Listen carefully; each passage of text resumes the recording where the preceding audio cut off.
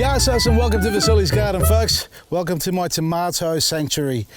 I came in here to show what's going on now. These are my big Moluccas and I've been working on them slowly.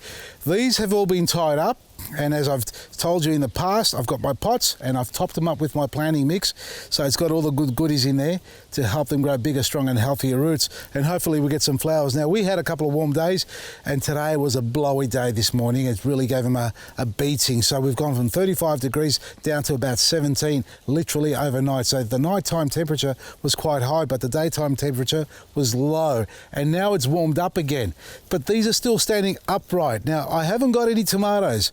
I've got lots of flowers, and if you want to come and have a look at this little cluster, have a look at this little baby here. Look at all these little babies here. Lots of flowers waiting to be pollinated, and I'm sure they are. All you got to do is vibrate them like that, and they pollinate themselves, or open up. If you've got bird netting like I have over here, it's all opened up on the side there, and the bees come in here, the hoverflies come in, because it's not only the bees that do the pollinating, lots of lovely flying insects do that as well. And make sure you get all the butterflies out of here before you close the netting for the night. Now, see these upright, got my strings, they're holding it all together. This is a rogue tomato, just growing its own. I thought, let me give it a go. You can see it's a different variety. Look at the leaf, look at the leaves on these, how much larger they are. The big Moluccas, all of them, which they are, have got a much larger leaf. Now, I also planted a little bit later, so I did stagnate my planting.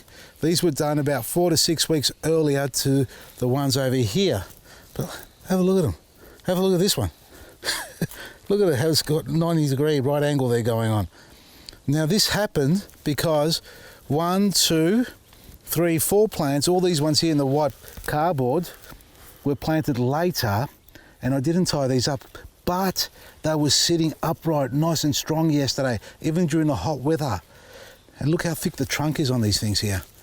Nice and thick, like my finger almost there. That's a real thick trunk there, folks. It's not a weak plant by any stretch of the imagination, but it did get blown over this morning. Now, yesterday with the 38 degrees, these had no problem sitting upright. They were perfect. Now, this morning we had about 60k winds coming through, and I didn't water in the afternoon, and they were blown over.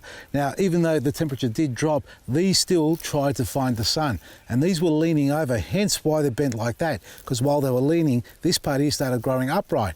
Now, I tied them up about half an hour ago, and we'll come and visit them tomorrow, the next day, and I guarantee you they'll be sitting upright again. That's bent, no disease. Lots of fennel. Oh, you gotta love fennel. I let this grow too much sometimes. I love the smell of that. Garlic sauce. Hey. Put this in your diary. Stay tuned for Vasily showing you how to make his traditional garlic sauce. This is a family secret recipe, but we'll share it with you because we've got the fennel, we've got the garlic, we've got the goat, we've got the cucumbers, and all we need is salt and pepper and a lemon. Sit back and enjoy that one. But for now, check out me tomatoes, folks. You know who the dill is here? Me, because that's not fennel, that's dill. I was just corrected by my young man on the other side of this camera there. He just took the piss out of me. Anyway, that is dill, all right? So that's how we make it. We don't use fennel. Fennel is for the Italians. I don't eat fennel. And I give it to the chickens and the goats. Anyway, so we're going to show you how to do the dill recipe, or the garlic sauce with the dill. But I was talking about the tying up here. I didn't use my tomato pegs. I've tied it to the mid part of the stem there. Now, the problem with that is it does wobble. See that? And when you do tie it, if you haven't got the tomato pegs and you don't want to get them, that's fine. If you're going to do it this way, you've got to make sure it's loose. See how I've got a tie on that? The loop on it, it's actually quite loose. Double knot. Doesn't have to be super tight, the knot, but the loop has to be loose to give room for the stem to grow thicker. Otherwise, it will start to cut into it. I mean, not a lot, but just better to be safe than sorry. So do that. And another thing to monitor with your tomatoes, if you're using the string, let me see if I've left one here for you. Yes, I have. See this here? As they grow, somehow the string gets loose because it does stretch the tomato. So you've got to loosen it and pull it tight again, so sit it upright. Otherwise, even with the weight of the tomato, it'll pull the string down. Now I just do a single loop like that and tie it. That's great on the wire. Go there, you've got to be up there, mate. See there? It's great for the wire, but if you've got a cane there, you may have to do a double knot because it may slip off. So when you're using wire to tie your soft tie onto, you can do a single tie like that. Otherwise, a double knot, it'll come loose if you don't, and you'll find your tomato plants on the ground the next day. All right, so tomato plants, aeration, watch out for the disease. We've spoken about it before. A lot of people still emailing septoria leaf spot, rust, mildew developing.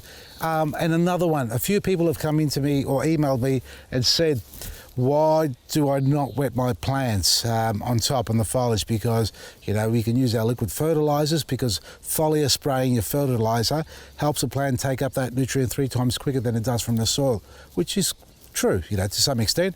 But because of the radical or, unstable weather that we've had of lately, wetting your leaves and the high levels of septoria leaf spot and other diseases, by wetting your leaves in the afternoon, you may cause a septoria to become more active, you know, and spread a lot quicker than it would otherwise. So keeping your plants on the dry side is probably a better thing for this cycle of the year. If it's a really hot, dry season, like the couple of hot days we had, yeah, in the afternoon when the sun does set, you can give them a light spray, not a drench.